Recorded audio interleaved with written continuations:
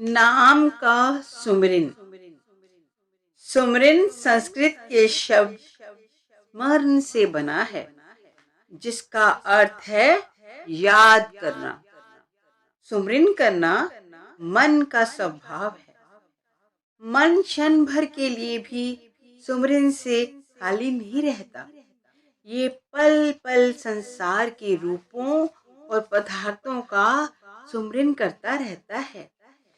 जिन पदार्थों का सुमिरन करता है, उनके साथ इसका मोह उत्पन्न हो जाता है।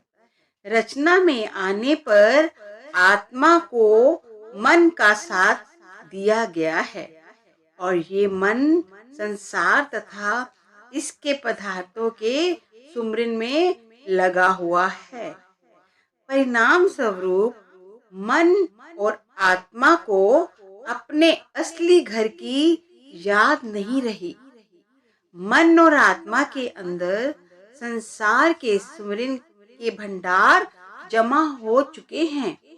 जब तक मन और आत्मा हरि नाम के निरंतर सुमिरन द्वारा संसार के सुमिरन से मुक्त नहीं होते, तब तक वे अपने अंतर में स्थिर नहीं हो सकते और ना ही निज घर वापस जा सकते हैं। जीव के लिए प्रभु के नाम का सुमिरन करना ही विवेक पूर्ण कार्य माना गया है। सुमिरन तो सभी करते हैं। कोई मुख से ऊंचा ऊंचा बोलकर सुमिरन करता है और कोई कंठ द्वारा। इस प्रकार मन मर्जी से तो सभी सुमिरन करते हैं, परंतु नाम के सुमिरन की सही विधि का ज्ञान करोड़ों लोगों में किसी विरले को ही है। सुमिरन चुपचाप मन द्वारा करना चाहिए। ना जीभ हिलनी चाहिए और ना होंठ हिलने चाहिए।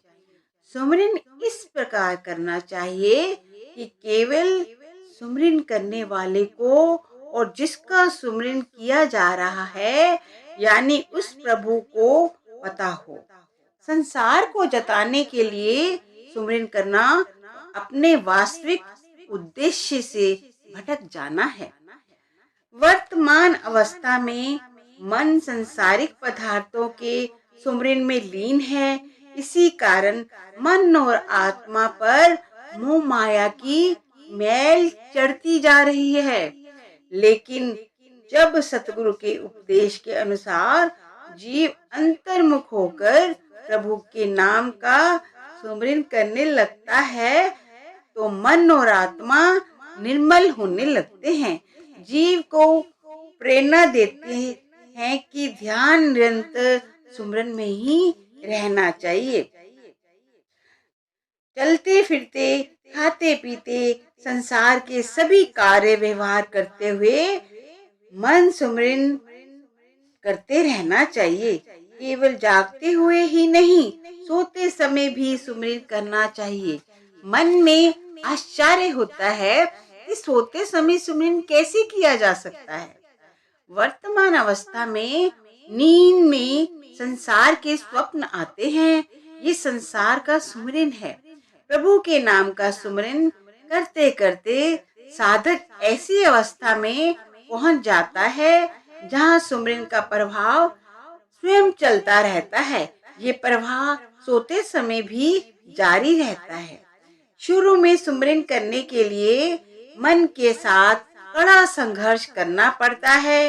मन बार बार संसार के सुमिरन की ओर जाता है।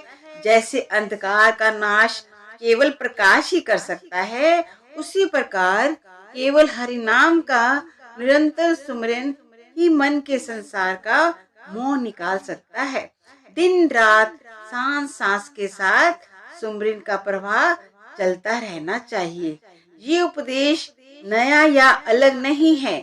चारों वेदों, 18 पुराणों तथा अन्य सब धर्म ग्रंथों में भी यही उपदेश दिया गया है कि केवल प्रभु के नाम का सुमिरन ही मन के संसार के सुमिरन से मुक्त करा सकता है और मन तथा आत्मा की गांठ को खोल सकता है।